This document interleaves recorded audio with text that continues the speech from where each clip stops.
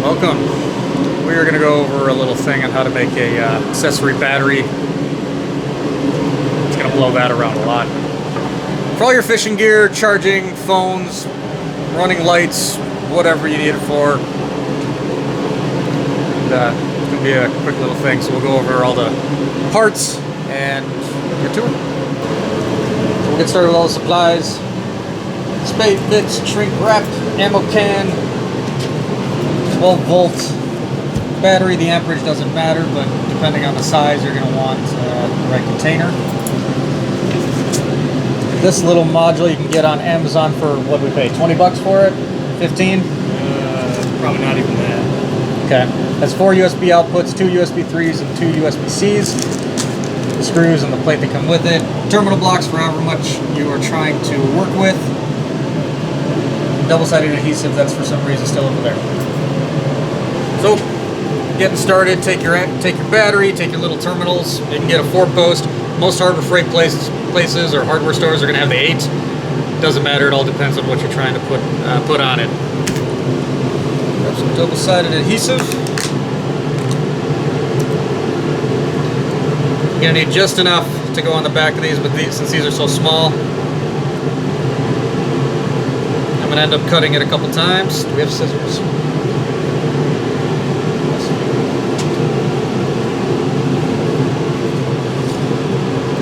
Just enough to cover the bottoms.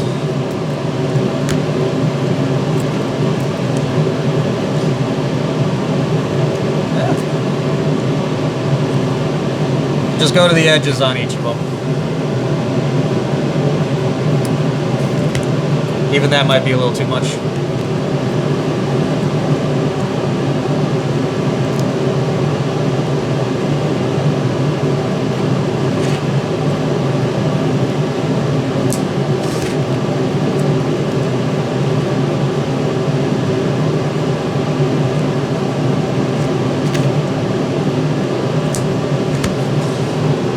Okay. Gonna get it peeled off. It doesn't matter which side goes where, because how we wire them up isn't gonna matter. Huh.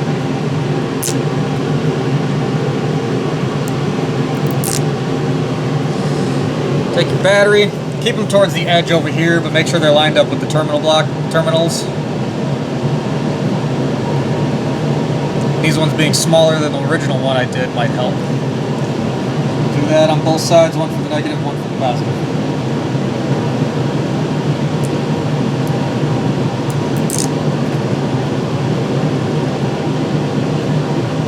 I knew it was going to be a hand model today. I had to cut my fingernails.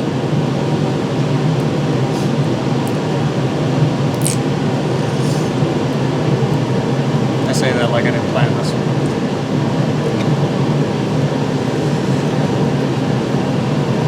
There you go. We're pretty much done with the double-sided tape. Put those away. Get that out of our way. One less thing to screw around with. I grab those like I don't have my entire toolkit down on the floor.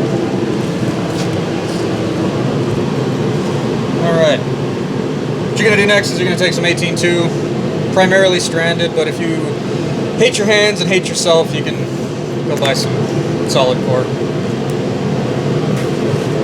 Both of them are going to take one end, chop it flat, it's good to go. However talented you are at doing this, you can use a pair of side cutters, scissors, whatever. All you're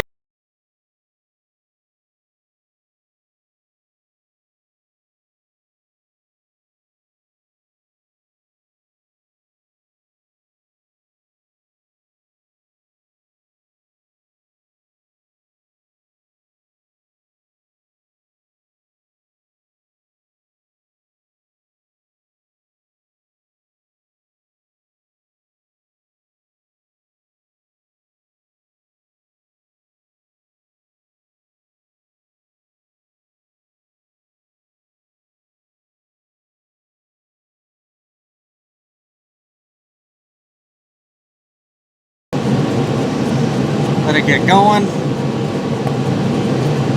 make sure you get it on there. So this one's going to end up probably looking a little odd once we're done with it. You'll see the end result here in a minute. Essentially, we're just going to keep wrapping it around until we get to this point, and then we'll come back. All right, your end result for one of the terminal blocks should look like this. They're just daisy chained together, and now we're going to put a spade bit to connect to the positive terminal. You'll do the same side for the negative. This is the end result of what your battery setup should look like. It may be a little thicker, maybe a little bigger, but whatever you decide, you're good to go. Used white because I guess they don't make small black heat shrink. So both of those will plug into both the terminals, lighting up these blocks. So for the power, you will have 4 power terminals to work with and 4 negatives. So he's mounting this little module. We got to determine where he actually wants it. You should have enough space in between the battery and one of the larger sidewalls when it comes to mounting it in there. What idiot put this in here? The one trying to take it out.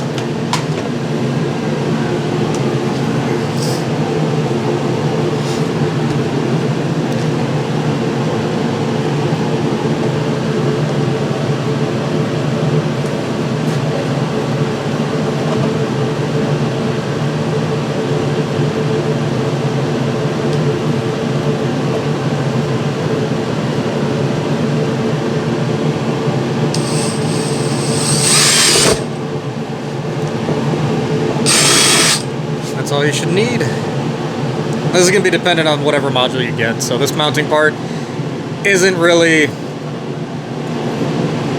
specific. It's just we found these cheap on Amazon. Why not?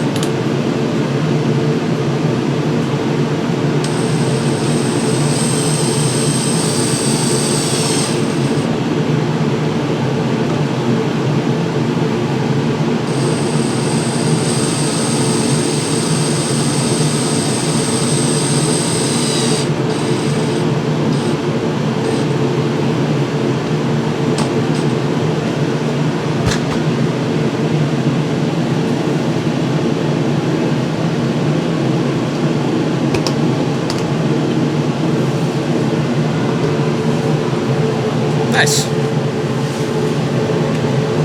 So, it's all closed up and ready to go. That is what it looks like. Alright, so now we're going to take spades, put them on the wires of the module, and always make sure that they fit. Otherwise you can end up with some nuisance.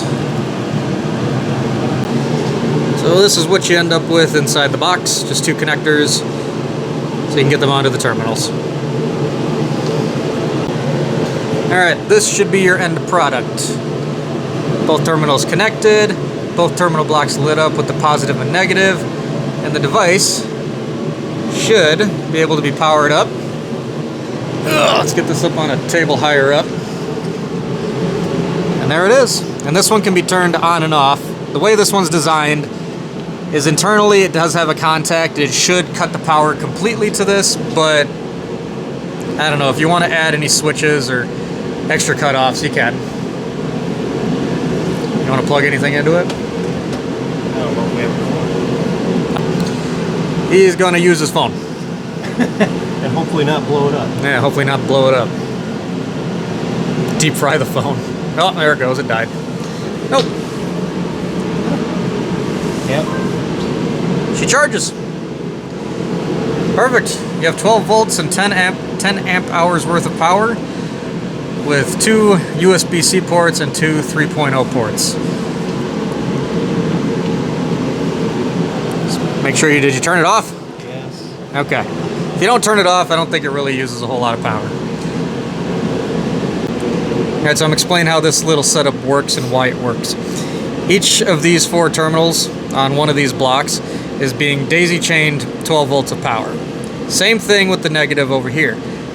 Technically, we should have 12 volts on each of these terminals. This shouldn't really cause any problems when you hook up 4 different devices to these terminal blocks, but that all depends on the devices and the load of the battery, so don't buy a shit battery. And there you have it. A little accessory battery for charging your phones, running your fish finder, powering lights, whatever you want to do with it. If you built your own, leave it on my Twitter and show me what you did. Hope you enjoyed the video. Leave a like if you did. I'll see you later.